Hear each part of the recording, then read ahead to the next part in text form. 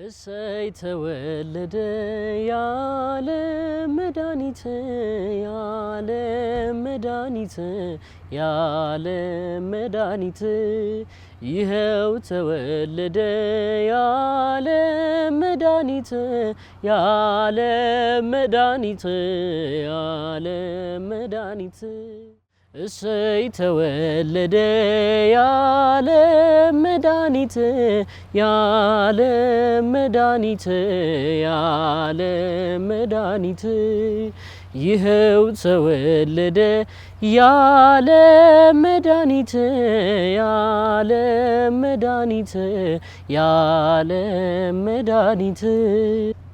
እንኳን ለገና በዓል በሰላም አደረሳችሁ አደረሰን።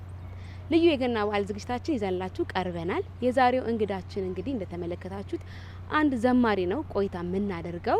ይህ ታዳጊ እንግዲህ ያብቃል ደሳለኝ ይባላል። የ11ኛ ክፍል ተማሪ ሲሆን መዝሙር ያቀረበልን ይሆናል። የተለያዩ ርዕሰ ጉዳዮችን እያነሳን ቆይታ እናደርጋለን። እስከ ዝግጅታችን ፍጻሜ አብራችሁን ቆዩ። እንኳን ደህና መጣ፣ እንኳን አደረሰ። አሜን። እንኳን አብሮ አደረሰን። በዓል እንዴት ነው? እግዚአብሔር ይመስገን በዓል ጥሩ ነው። ዛሬ እንግዲህ የገና በዓል እያከበርን ነው የምንገኘው። ዛሬ ከኛ ጋር ብትሆንም እስቲ የገና በዓል እንዴት አድርገህ ነው የምታሳልፈው? ከቤተሰቦች ጋር ከጓደኞች ጋር ዘርዘር አድርገህ ንገረን። ያው እንግዲህ በቅድሚያ ሁላችሁም የክርስትና እምነት ተከታይ የሆናችሁ ወንድሞቼ፣ አባቶች፣ እናቶቼ እንዲሁም ሁላችሁም በአጠቃላይ እንኳን ለገና በዓል በሰላም አደረሳችሁ። በዓሉ የሰላም የበረከት የፍቅር እንዲያደርግልን እመኛለሁ። ያው ገና የደስታም የምስጋናም በዓል እንደመሆኑ መጠን ያው ከቤተሰብ ጋር ቤተ ዘመድን በመጠየቅ ከቤተሰብ ጋር ጥሩ ጊዜ በማሳለፍ ከዛም አልፎ ከጓደኞቻችን ጋር ደግሞ ጥሩ ጊዜያቶችን በማሳለፍ በዓሉን በደስ በሚል ሁኔታ አሳልፋለሁ።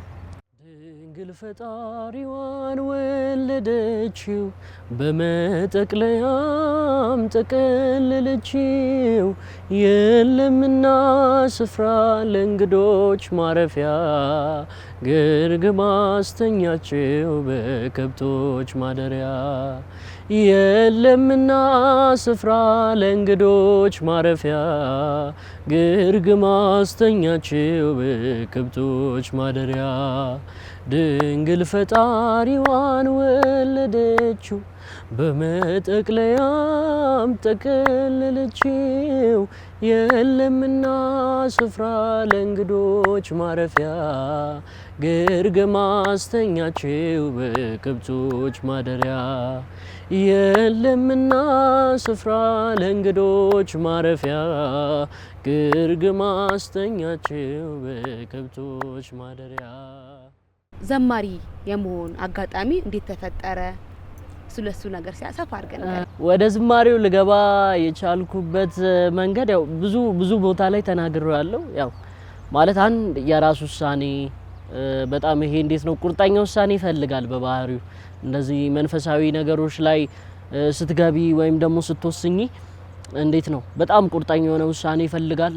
ከዛ ውጪ አርመሞ የሚባል ነገር አለ፣ ጥሞና የነዛን ሰዓቶች ሁሉ አሳልፈሽ ከዛ በኋላ ደግሞ ንስሐ የሚባልም ነገር አለ። ምክንያቱም ያው እንደዚህ አይነት አገልግሎት ላይ ሲሆን ያው ዝም ብሎ ቀጥታ መግባቱ ጥሩም አይደለም ከሚለው አንፃርና ያው ብቻ በብዙ መንገዶች በብዙ ፈታኝ በሆኑ ሁኔታዎች ውስጥ አልፌ እግዚአብሔር ይመስገን አሁን ላይ ላለሁበት ለዚህ መልካም ለሆነው አገልግሎት በቅቻለሁ። እሰይ ተወለደ ያለም መድኃኒት ያለም መድኃኒት ያለም መድኃኒት ይኸው ተወለደ ያለም መድኃኒት ያለም መድኃኒት ያለም መድኃኒት። እንግዲህ በርካታ በዓላቶች አሉ፣ ሃይማኖታዊም ሀገራዊ በዓላቶች አሉና ከነዛ በዓላት መካከል አንተ ሃይማኖታዊ በዓል መካከል ስታከብሩ በጣም ደስ የሚልህ በዓል ምንድነው?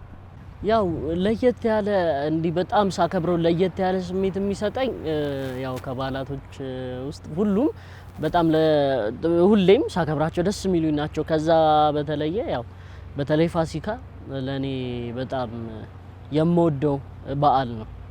የራሱም ትርጉም ስላለው በጣም እኔም የምወድበት ምክንያትም ስላለኝ በጣም የፋሲካ በዓልን እጅግ አድርጌ እወደዋለሁ።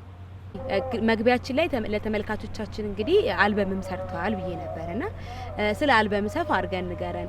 ማን ተሳተፉበት? ምን ያክል ጊዜ ፈጀ? የሚለውን ነገር ሲንገረን። እግዚአብሔር እንግዲህ በሰጠኝ አቅም በሰጠኝ ብርታት ወደዚህ አገልግሎት ያው ከመጣው በኋላ ያው ብዙ የተለያዩ ዝማሬዎችን ስሰራ ቆይቻለሁ።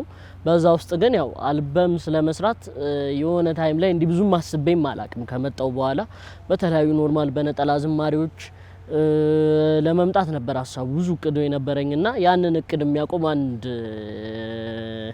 ሀሳብ መጣ። በጣም የምወደው ወንድሜም አባቴም ለኔ መካሪ በምለው በጣም በምወደው አገልጋይ በዘማሪ ሰለሞን አቡበከር አማካኝነት የአልበም እንስራ ጥያቄ ቀረበልኝ። ከዛ በኋላ ወዴም ያንን ሀሳብ በደንብ ማለት እንዴት ነው አስቤበት ያው በአፋጣኝ ሆነ ምላሽ ሰጠው።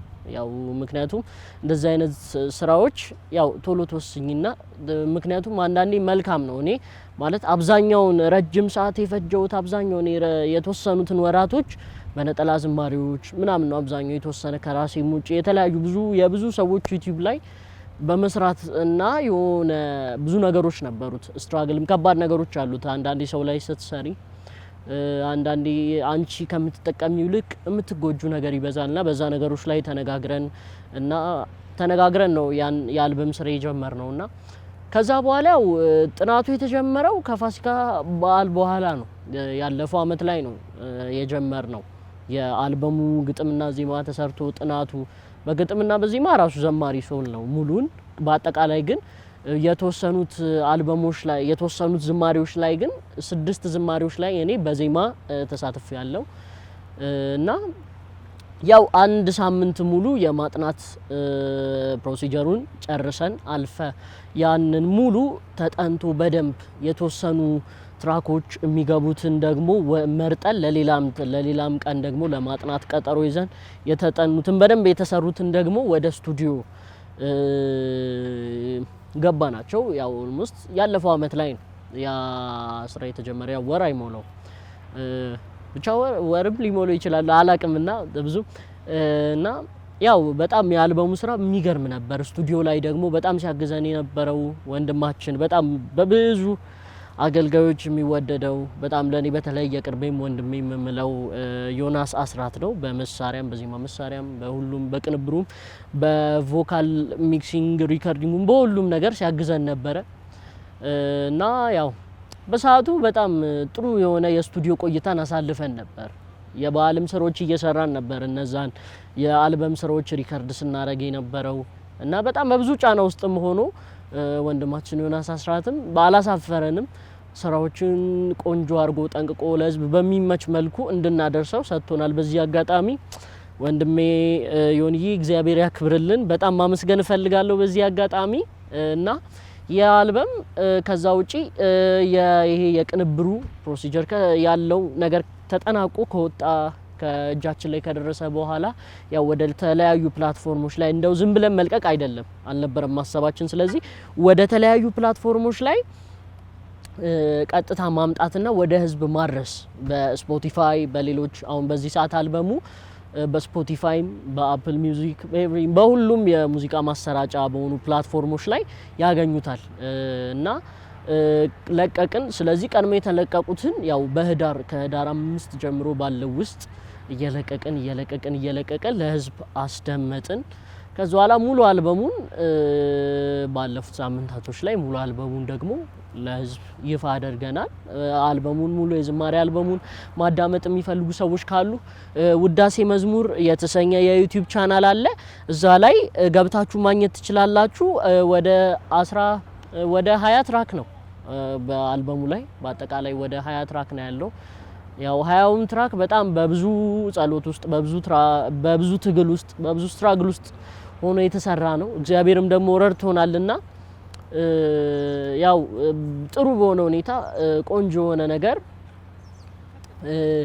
ለሰው ይዤ መጥቻለሁ። ያው እግዚአብሔር አግዞኝ ነውና ያው ስለ ሁሉም ነገር ግን እግዚአብሔር ይመስገን ማለት ነው የምፈልገው። እሰይ ተወለደ ያለ መድኃኒት ያለ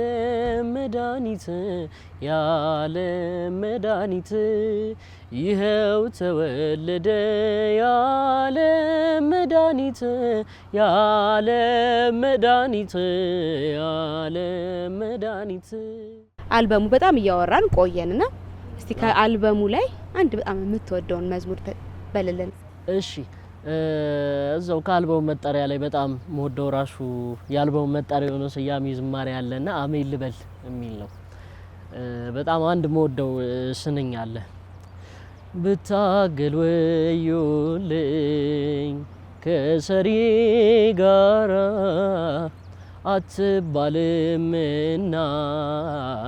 እንዲስራ አትስራ እንደ ሀሳብ ይሁን በእኔ ያለህ እቅድ ስለምታውቅልኝ የህይወቴን መንገድ በጉድለት ቢሆን በከፍታ በሙላት ቢሆን በዝቅታ እንደና ነው በሉ አሜን በእምነት ባሜን አለና ሰላም ረፍት አሜን ልበል አሜን አንተ ያልከው ይሁን አሜን ልበል አሜን አንተ ያልከው ይሁን ደና ልበል በል ደና ክብራለና በምስጋና ደና ልበል በል ደና ክብራለና በምስጋና። በጣም ጥሩ። እንግዲህ ቅድም ላይ ደግሞ ተማሪም ነው 11ኛ ክፍል ተማሪም ነው ብለናል። ትምህርት አለ፣ በዚህ በኩል ደግሞ መንፈሳዊ አገልግሎትም አለና እንደ ሁለቱ አይጋጭም? በምን ጊዜ ነው ሁለቱን የምታስኬደው? ማለት ያው አንዳንዴ የሚጋጭበት ሰዓታቶች አሉ። ያው ግን ደስ የሚለው አንዳንዴ ደግሞ ይሄ አገልግሎት መልካምነቱ ብዙ ጊዜ እኔም የሚያጋጥመኝ ክላስንም በማይሻማ ሁኔታ ማለት የሚያሻማም ሁኔታ እንኳን ቢገጥም ያንን ነገር ማስተካከል የምችልባቸው መንገዶች ተሰናርተውልኝ ነውና ያው አብዛኛው ጊዜ ስትራግል ያጋጥማል። እንደዚህ አይነት ችግር በጣም ብዙ ጊዜ ያጋጥመኛል እና ያው አንዳንዴ ግን እነዛን ነገሮች እንዴት ነው ኮንትሮል ለማድረግ ለማጣጣም እሞክራለሁ።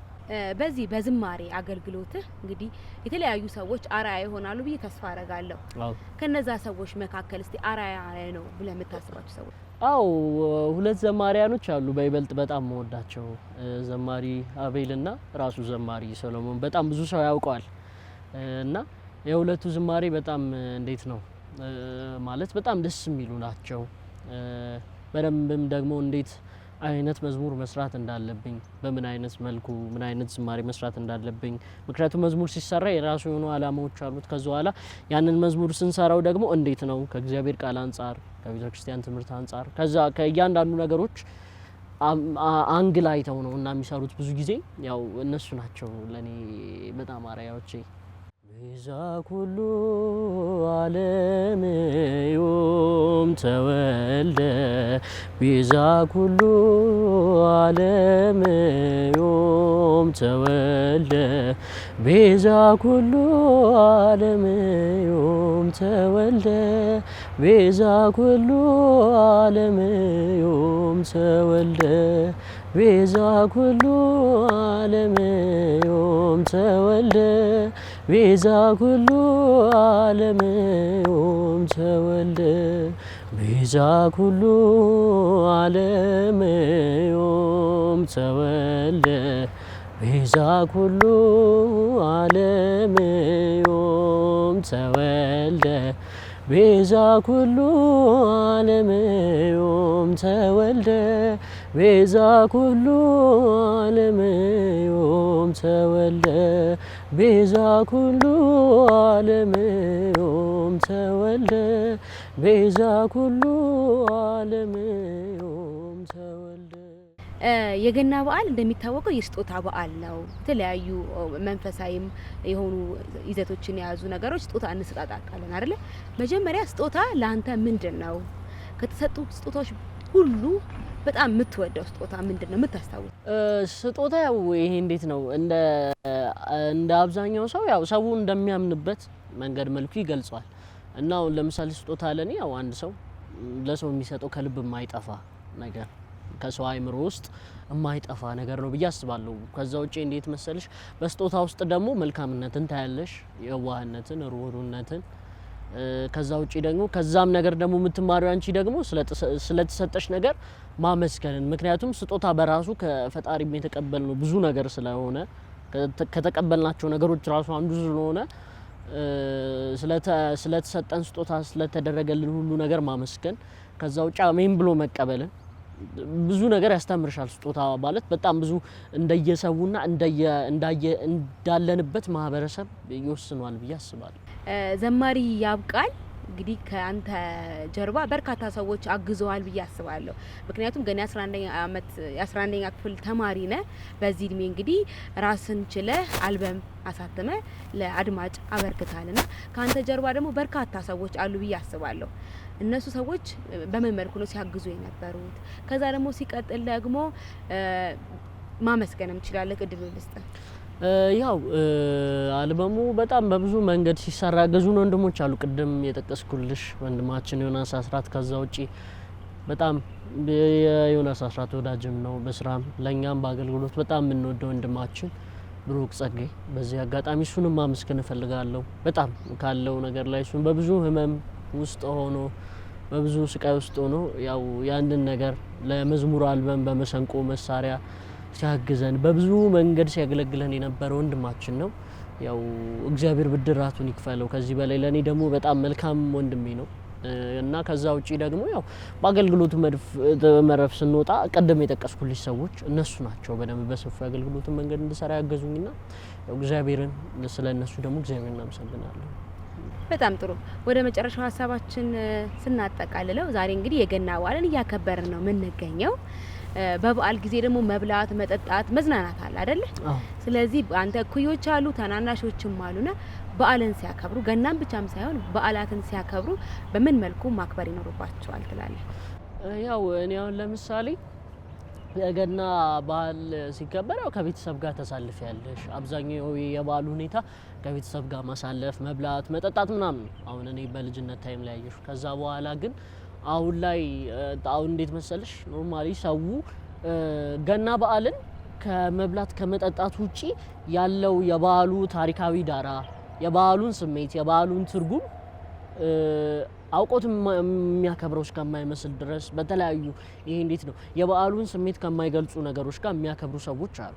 ወይም በዙሪያችንም ጓደኞቻችን ሊኖሩ ይችላል፣ ቤተሰቦቻችን እና ማለት በዓሉ በራሱ ትርጉም በዓሉ በራሱ ልዩ የሆነ ሀሳብ አለው፣ ትርጉም አለው። ምክንያቱም ያው ገናን ስናስብ ክርስቶስ ወደ ምድር መምጣቱን ከድንግል ማርያም መወለዱን በተለይ ደግሞ ለኛ ያለውን ፍቅር ለማሳየት በበረት ውስጥ መወለዱን ያን የሚያክል ጌታ በበረት ውስጥ ያ በትልቁ ዙፋን ላይ የሚቀመጠው ጌታ በበረት ወርዶ እኛን ለማዳን ወደ ምድር መምጣቱ እናስባለን። ምክንያቱም ያው ሰውን ታስበው ዘንድ የሰው ልጅ ምንድነው ይላልና እና እኛ እውነት በሱ አይን መታሰባችን በሱ አይን መወደዳችን ነው እያሰብን ክርስቶስ መምጣቱን የሰው ልጅ ለማዳን የሰው ልጅ ካለበት የኃጢአት የጉስቁልና ዘመን ምክንያቱም የዘመን ፍጻሜ መጽሐፍም እንደሚል የዘመን ፍጻሜ በደረሰ ጊዜ ክርስቶስ ወደ ምድር እንደመጣ መጽሐፍ ቅዱስም ስለሚናገር ያንን እያሰብን በዓሉን በጥሩ ሁኔታ በዓሉን በሚመስል መንገድ ማክበር አለብን ብዬ አምናለሁ። እና ያው ብዙ ጊዜ እኔ ከዛ ውጪ በደንብ የማስታውሰው በገና በዓል ዋዜማ ወቅት ለምሳሌ ከማይረሳኝ አንዱ ሰንበት ትምህርት ቤት በፊት አፍሪካ ህብረት ደብረ ምሕረት ቅዱስ ሚካኤል ቤተክርስቲያን ነበር መማር የዛኔ ትንሽ በነበርኩበት ሰዓትና ያው ጥሩ የሆነ ትውስታ አለን። የገና ጉባኤ ይዘጋጃል። ከዛ በኋላ የሆነ ጥሩ ማስታወሻዎች ነበሩ። በቃ መጽሐፍቶችን ይዘን መተን ስጦታን ሰጥ ነበር ማለት በጣም ደስ የሚሉ ነገሮች ነበሩ እኔ በሰዓቱና ማለት እንደነዚህ አይነት ነገሮች ቢኖሩ ከዛ ውጪ ሰው የበዓሉን ሁኔታ አውቆ ደግሞ በበለጠ መልኩ ሲያከብረው በህይወቱ ላይ የሆነ ነገርን የሆነ እንዴት ነው የሆነ ትልቁም ነገርን ይዞበት ይማራል። ገና ራሱ ትልቅ ትርጉም ስለሆነ የፍቅርን በዓል ስለሆነ ታላቅ የፍቅር መግለጫም ሰዎች እንኳን አደረሰን ስንል በዓሉንም ጭምር የበዓሉን ሁኔታ እያሰብን ነው። ምክንያቱም እንኳን ክርስቶስ ለሁላችንም ተወልዶልናል። ስለዚህ እንኳን አደረሰ፣ እንኳን ደስ አለ፣ እንኳን አደረሰ ራሱ ይሄ ትልቅ ነገር ነውና በዛን ያክል ያንን ነገር እያሰበ ሰው ቢያከብር መልካም ነው እላለሁ። በጣም ጥሩ ሀሳብ ነው ያነሳኸው። በዓላት ስናከብር እንግዲህ ያለው ለሌላው ማካፈል አለበት፣ የተቸገሩትን መርዳትም አለበት። ከበዓል ውጪ ብቻም ሳይሆን ከበዓል ውጪም ማድረግ ይኖርበታል ብለን እናስባለን። እናመሰግናለን። እንግዲህ ውድ ተመልካቾቻችን ልዩ የበዓል ዝግጅታችን እንዴት አገኛችሁት? ከታዳጊ ያብቃል ጋር የነበረን ቆይታ በርካታ ነገሮችን እንደተማራችሁ እንደወሰዳችሁ ተስፋ እናደርጋለን። ያላችሁን ማንኛውም ችሎታ ጎን ለጎን እያካሄዳችሁ ነገር ግን ትምህርታችሁን ሳትረሱ መሆን እንዳለበት ከዘማሪ ታዳጊ ያብቃል ተምራችኋል ብዬ አስባለሁ። ያብቃል እንግዲህ በጣም የማደንቀው አርአያ የሆኑኝ 2 ዘማሪያኖች አሉ ስላለ ከሁለቱ አንዱ መርጦ አንድ መዝሙር ያቀርብልናል። መልካም በዓል። ማነው እንደኔ ማነው እጅግ በብዙ የተማረ በደሉ የተከደነለት ኃጢአቱ ያልተቆጠረ ያልታሰበበት እንደኔ የተረሳለት ነውሩ በምሕረቱ የተጎበኘ መዝሙር ይዘምር ለፍቅሩ ማነው እንደኔ ማነው እጅግ በብዙ የተማረ በደሉ የተከደነለት ኃጢአቱ ያልተቆጠረ ያልታሰበበት እንደኔ የተረሳለት ነውሩ በምሕረቱ የተጎበኘ መዝሙር ይዘምር ለፍቅሩ እሰይ ተወለደ ያለ መድኃኒት ያለ መድኃኒት ያለ መድኃኒት ይኸው ተወለደ ያለ መድኃኒት ያለ መድኃኒት ያለ መድኃኒት